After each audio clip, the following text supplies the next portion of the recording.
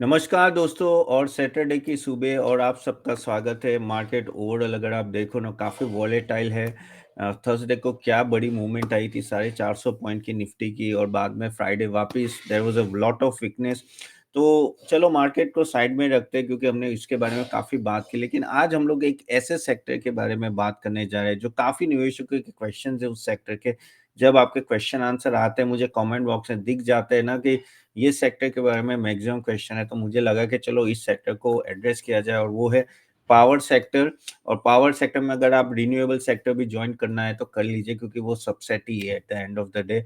और अगर आप देखो पावर रिन्यूएबल सेक्टर में काफ़ी टाइम से अभी चल नहीं रहे। काफ़ी सारे स्टॉक अगर आप देख लो Tata Power, Adani Green, Adani Energies या वारी रिन्यूएबल्स एंड ऑल मैं दोनों मिक्स कर रहा हूँ पावर और रिन्यूएबल्स क्योंकि दोनों कंबाइन है क्योंकि अभी जो हमारा क्या हो रहा है कि थर्मल से रिन्यूएबल एनर्जीज में हम लोग कन्वर्ट हो रहे हैं, यानी थर्मल पावर जो है वो ग्रीन एनर्जी में कन्वर्ट हो रहा है। जैसे टाटा पावर हो गया या अदानी पावर हो गया ना, जो one of the biggest power producer है और काफी एनटीपीसी एंड ऑल दैट, वो भी अपना रिन्यूएबल के पोर्टफोलियो ज्यादा बढ़ा है। तो इन दोनों को हम लोग ऐसा नहीं कि भाई अलग करके देख सकते, हमें इन दोनों को साथ में ही देखना पड़ेगा क्योंकि अगर हम लोग ये साथ में नहीं देखेंगे तो हमें पता नहीं चलेगा कि क्या प्रोज एंड कॉन्स है।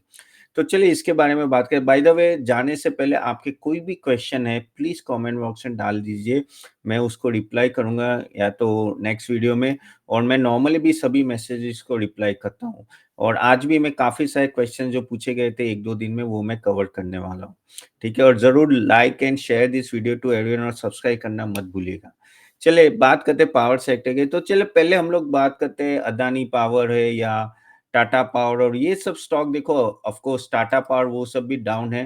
टाटा पावर अगर हम लोग देखें तो 20% डाउन है अपने टॉप से, लेकिन अदानी पावर ले लो या अदानी ग्रीन ले लो वो ऑलमोस्ट 40 से 50% डाउन है।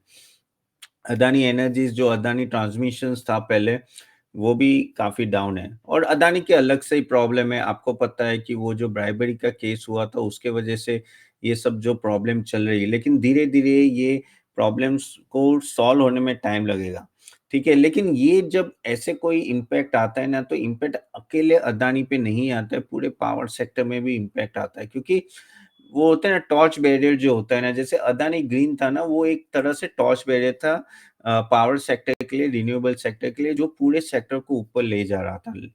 जैसे दूसरा एक स्टॉक अगर हम लोग बात करें वारी रिन्यूएबल्स भी अपने टॉप से 50% डाउन है। तो जब अदानी ग्रीन, वारी रिन्यूएबल्स, सुज़लॉन, वेबसोल एनर्जीज़ और वो सब, वेबसोल चलो साइड में रखते हैं क्योंकि वो कंपोनेंट मैन्युफैक्चरिंग में ज़्यादा आता है। ये सब जब भाग रहे थे, सीजी पावर, ये सब जब भाग रहे थे ना, तो पूरी गैंग भाग रही थी एक साथ। लेकिन जब करेक्शन आता है ना सर, अकेले एक में नहीं आता, वो आता है तो सब में आता है। यही प्रॉब्लम होता है सेक्टर वाइज़ जब हम लोग बीट करते हैं ना, सेक्टर वाइज़ आपको बहुत ध्यान से देखना है कि भई वैल्यूएशन क्या है। दूसरा एक मैं सेगमेंट ले लूँ तो जैसे हम लोग वारी एनर्जीज़ की बात करें, ओके, या तो प्रीमियर एनर्जीज़ तो अपना टॉप टच कर रहा है, वेबसोल एनर्जीज़ भी अपना टॉप टच कर रहा है क्योंकि वो कंपोनेंट मैन्युफैक्चरर है, ठीक है? तो वो डायरेक्टली ऐसा नहीं है कि भई उन्होंने अपने प्लांट लगा दिए, वहाँ से भी आ रहा है लेकिन कम आ रहा है, कंपोनेंट मैन्युफैक्चरिंग ज़्यादा है।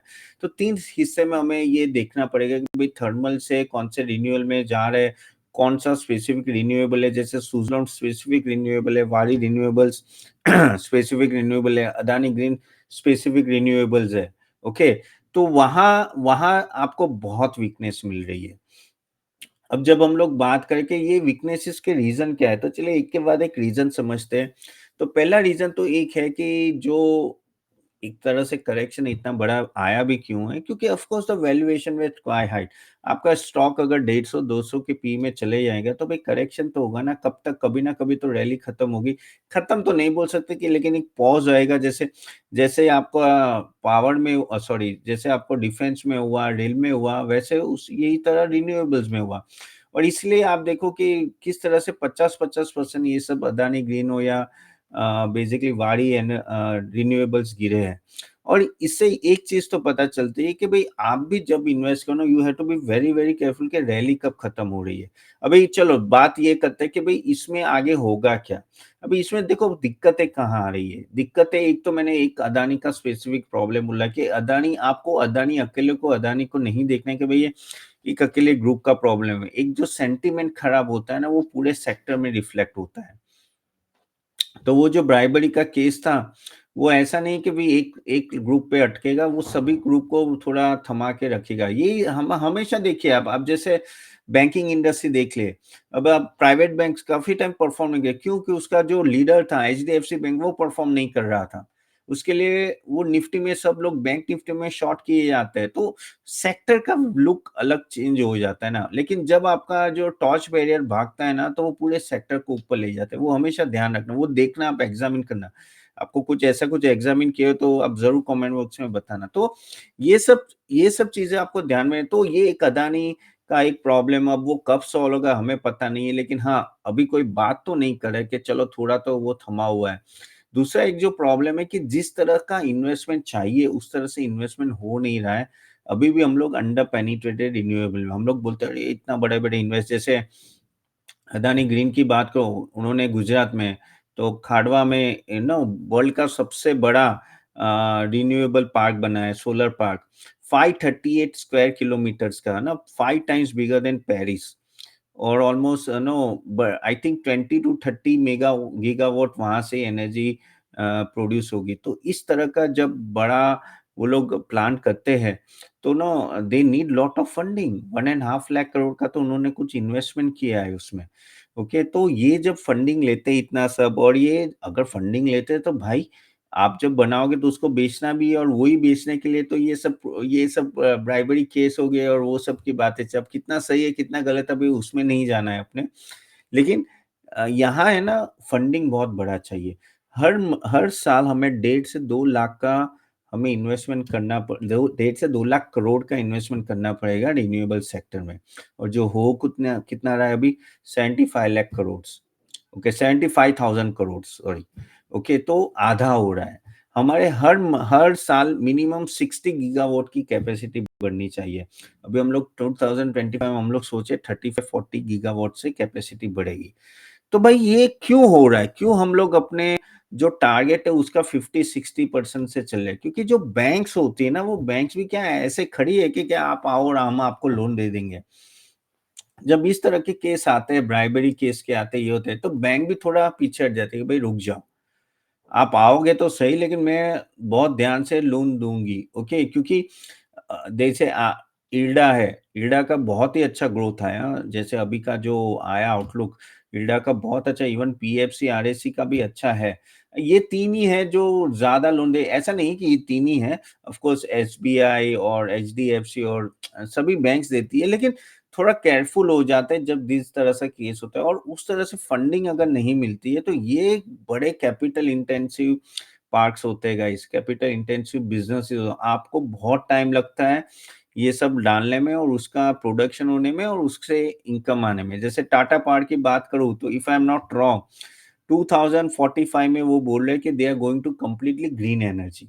तो करेंगे, लेकिन उनको उस तरह से अपनी कैपेसिटी बढ़ानी पड़ेगी, उतना इंस्टॉल कर। टाटा पावर ले लो या अदानी पावर कितने सस्ते में मिल रहा है, 15 के पी में मिल रहा है अभी। टाटा पावर की बात करूँ, वो भी सस्ते में मिल रहा है अभी। थोड़ा नीचे 20% ही नीचे है, ज़्यादा नीचे नहीं है। लेकिन स्कोप बड़ा है, स्कोप बोलो तो मैसिव स्कोप है।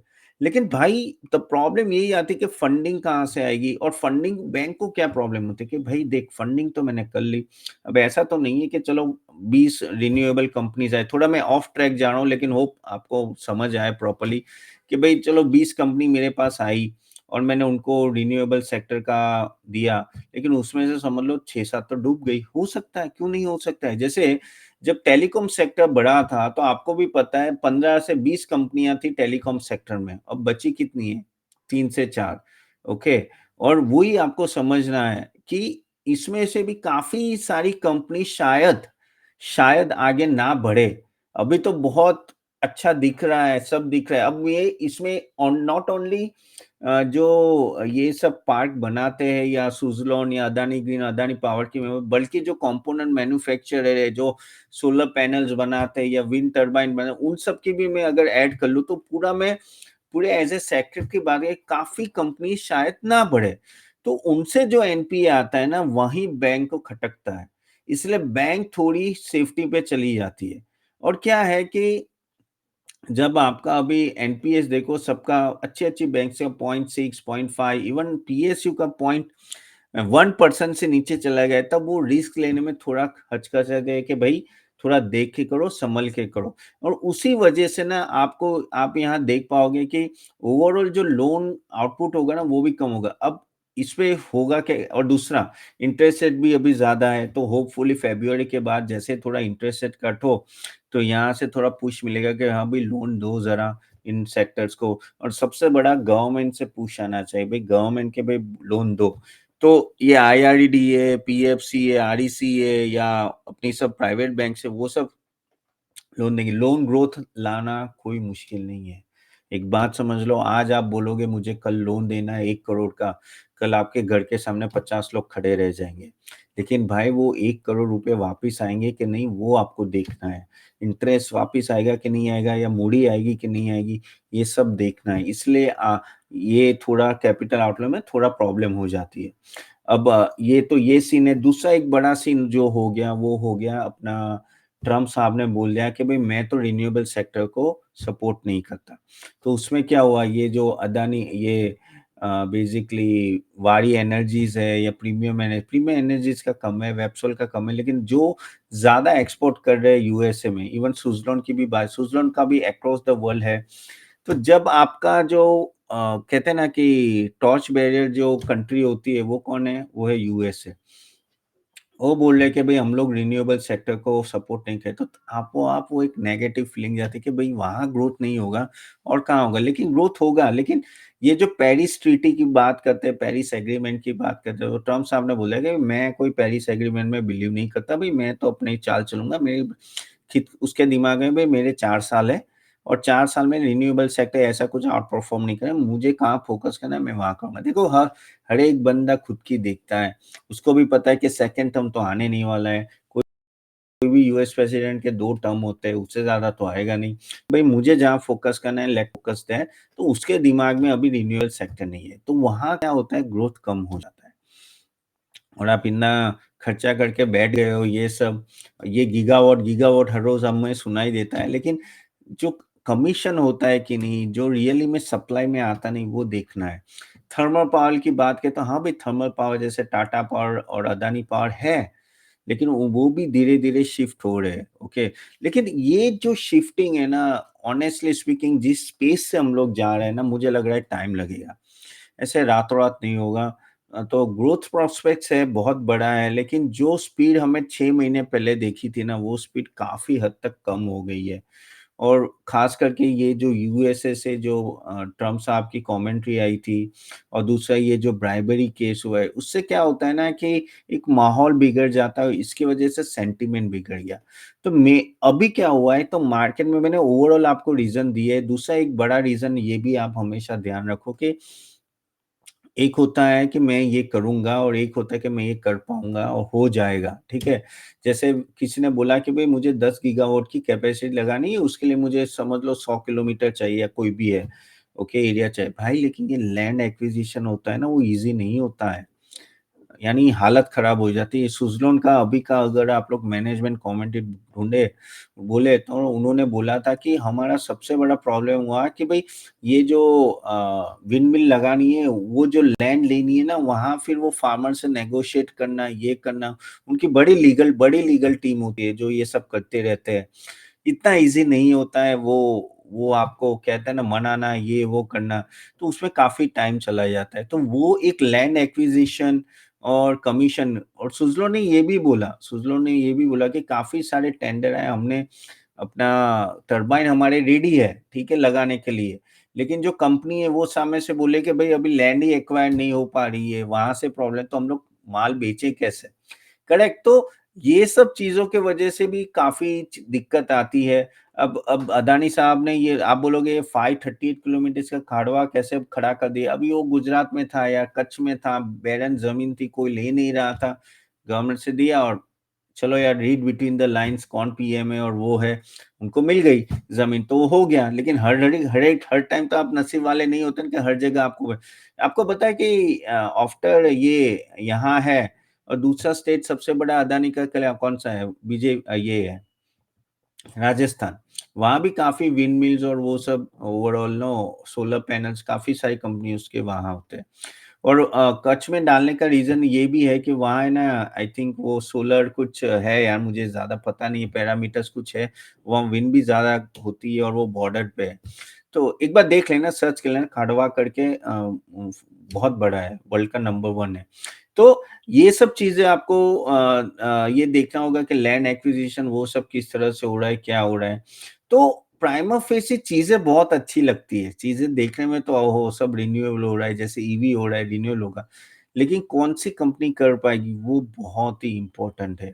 और अगर आप देखो बहुत कम कंपनियाँ ऑल टाइम हाई पे है, जैसे प्रीमियम एनर्जीज़ है या वेप्सोल है, जो कंपोनेंट मैन्युफैक्चर जहाँ उनको लग रहा है कि इतना डेंजर लेकिन जो एक्वायर करके जो ये प्लांट लगाते हैं, ये सब चीज़ें, वहाँ थोड़ी प्रॉब्लम और अदानी का थोड़ा प्रॉब्लम सॉल्व हो, इंटरेस्ट रेट कमीशन इंटरेस्ट थोड़ा कम हो और ये जो लैंड एक्विजिशन वो सब की बात करें प्लस सबसे बड़ी चीज़ गवर्नमेंट से सबसे अच्छी पूछ है तब जाके ये सब घोड़े दौड़ेंगे आपके, नहीं तो इसमें से सिलेक्टेड घोड़े दौड़ेंगे और I don't think honestly if you ask me क्या हम उस तरह का रिटर्न देख सकते हैं जो 3 साल में वाड़ी रिन्यूएबल्स में दिया या अदानी ग्रीन ने दिया? बहुत मुश्किल है।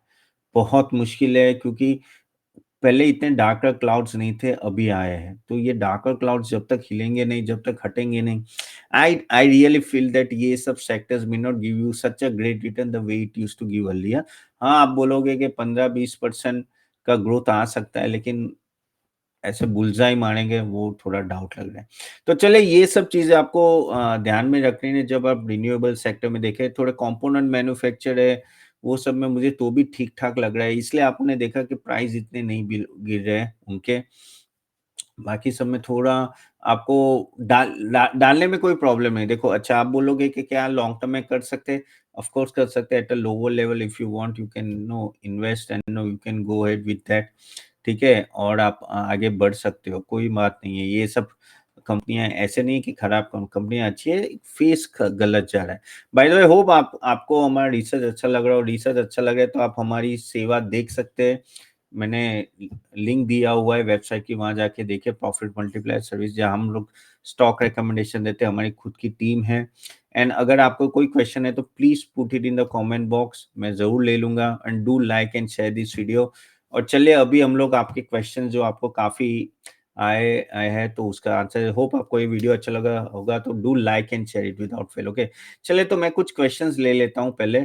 सो क्वेश्चन की हम लोग बात करें तो 1 minute yes. So first question आया है अ, रीटा तलवार का thanks for the video thanks. उनका था कि भाई 100 Nalco got at 160 IEX 100 average at 128 Tata power also average at 40 क्या करना है? तो टाटा पावर का तो मैंने बोल दिया आपको। आप बने रहो रीटा लेकिन इसमें थोड़ा टाइम लगेगा, थोड़ी रिकवरी में आने। By the way guys we are the research analyst तो I am not giving recommendation but just a suggestion. आप खुद का रिसर्च करके ही आप लोग इन्वेस्ट करना है। आईएक्स ऑल्सो आई से आप ही होल्ड कीजिए। ऑफ कोर्स ये प्लेटफॉर्म बिजनेस है, इसमें कुछ अच्छा लग रहा है मेरे को लेकिन थोड़ा होल्ड करना पड़ेगा। NALCO honestly I am not too much focus on the NALCO. एक बार मैं देख लेता हूँ ज़रा कि अभी कौन-सा भाव चल रहा है उसका। सो नाल्को ओवरऑल ये थोड़ा नीचे आया है। ऑफ कोर्स इसने कुछ साल में ये काफ़ी अच्छा डबल से ज़्यादा रिटर्न दिया है। लेकिन ये देखो मेटल इंडस्ट्री है। मेटल इंडस्ट्री का अगर आपने मेरा एक लास्ट वीडियो देखा होगा तो मैंने उसमें बताया था कि किस तरह से मेटल इंडस्ट्री में साइक्लिकल होता है, तो थोड़ा केयरफुल रहो। ये ऐसा स्टॉक नहीं है कि आप बने रहो 10 साल तक, 20 साल तक। आपको थोड़ा बाय सेल करना पड़ेगा। लेकिन अगर मैं देखूँ तो कंपाउंडेड ग्रोथ 3 या साल का 14% है, प्रॉफिट ग्रोथ 10% है, लेकिन 3 साल का स्टॉक प्राइस ग्रोथ 28% है, तो बेसिकली पीई री-रेटिंग ज़्यादा हुआ है। ओके, बाकी ROE, ROC and no all other issues are okay, but then also I I feel मेरे हिसाब से जो तेज़ी आनी थी आई, अनलेस अनलेस चाइना में कुछ ज़्यादा चेंज है तो बात अलग है। Otherwise I I my suggestion will be stay away from this stock. Okay, चलिए दूसरा क्वेश्चन लेते हैं, तो hope I am able to give you the answers. Uh then another question is Vijay Chaudhary, okay, most simplified knowledge saying Tapan sir, great for simplicity. Thank you, Vijay Chaudhary ji. दूसरा एक question आया है अभी प्रेमिका के, please do analysis and Soma, Comstar, अर्गो, Coal India, Chennai Petro. Guys एक request है, एक या दो कंपनी के नाम दीजिए, चार चार कंपनी आप देखोगे ना तो it will take lot of time. मैं फिर एक कंपनी दूंगा तो मैं थोड़ा ओपन करके उसको मैं डिटेल में बता पाऊंगा, चार चार पांच पांच कंपनी में मैं डिटेल में बता नहीं पाऊंगा। चले तो भी मैं बात करूँ तो कोल इंडिया, देखो कोल इंडिया आपको भी पता है कि ये स्टॉक एक ऐसा स्टॉक है ना जिसने बहुत ही अच्छा रिटर्न दिया है, लेकिन अगेन अ मेटल कंपनी, सो मेरे हिसाब से आई थिंक आप बोलोगे नहीं तपन ये तो डिविडेंड भी बहुत अच्छा दे रहा है, तो हम लोग क्या रख सकते हैं। The problem with this stock is no कि ये गवर्नमेंट का काफी इस पे कंट्रोल होता है, तो नो डाउट अभी तो काफी अच्छा रिटर्न दिया है इसने ओवरऑल, लेकिन मेरे हिसाब से भी ना थोड़ा थोड़ा वेट एंड वेट स्ट्रेटेजी रखें। यहाँ से भी ऐसा नहीं कि ऊपर नहीं जा सकता, लेकिन थोड़ा ऊपर जाए then you can start thinking of selling, या 15-20% का अगर कोई मूवमेंट आ जाए इसमें तो आप सोच सकते हो, बट अदरवाइज नो। अगर आप मेटल स्टॉक में बोलोगे ना तो कोल इंडिया काफी काफी गिर गया 540 से ऑलमोस्ट 380, बट वही होता है कि जैसे मैंने बोला कि ये सब स्टॉक ऐसे होते हैं कि गिरेंगे तो बहुत जबरदस्त गिरेंगे। So keep an eye on this, guys. लेकिन not for the long term. This is not for the long term. और 1 मिनट ना, दूसरा क्वेश्चन क्या था, कोल इंडिया था, फिर ओवरऑल 1 मिनट जस्ट, मैं भूल गया। Chennai petro same thing, I am not bullish on it. सोना कॉमस्टार आप रखो, I think slowly and gradually time लगेगा, लेकिन देखो एक्सपेक्टेशन सोना कॉमस्टार के साथ बहुत था हमेशा कि यार ये कुछ आउट परफॉर्म करेगा, even I was tracking it for a long time, लेकिन उस तरह का रिटर्न नहीं दिया जितना एक्सपेक्टेशन था। इसका पीएनएल भी बढ़ा नहीं, लेकिन अगर बेनिफिट ऑफ डाउट देना है और वापिस ऑटो रैली थोड़ी ऊपर आ रही है तो आप दे सकते हो। So I am okay with Sona Comstar compare to other companies. Okay, then दूसरा एक क्वेश्चन है जननधरन आचार्य 6288 का, कि सर हुंडई का क्या करना चाहिए।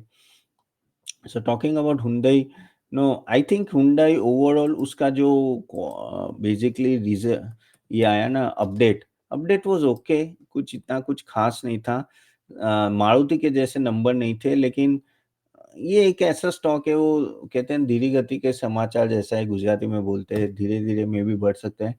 अपने टॉप से तो इतना गिरा हुआ नहीं है। ओवरऑल अगर मैं ग्रोथ बोलूँ तो ठीक-ठाक है, ऐसा कुछ इतना कुछ एक्स्ट्रा ऑर्डिनरी नहीं है। बट मेरे को ऐसा लग रहा है ना कि अगर आपको इन्वेस्ट करना है, I think there are much better stocks available in the market which you can track it and invest it rather than just going with this stock. So I think आप रुक जाइए और कुछ अदर अदर स्टॉक्स आप देख सकते हो, ठीक है। सो चलो यहाँ तक रखते हैं guys. So that's all, if you have any question put it in the chat box, I will try to answer. And मैंने जैसे बोला आप हमारे सर्विस देख सकते हो, और हम लोग आप अपना मास्टर क्लास भी अटेंड कर सकते हो। ओके, जो ये सैटरडे भी होगा, संडे भी होगा, तो if you want you can check it out, Saturday 11 बजे, संडे भी 11 बजे, तो आप देख सकते हो, ठीक है। चलेगा, so thank you very much, see you then, bye bye in the next video, I will see you in next video, bye.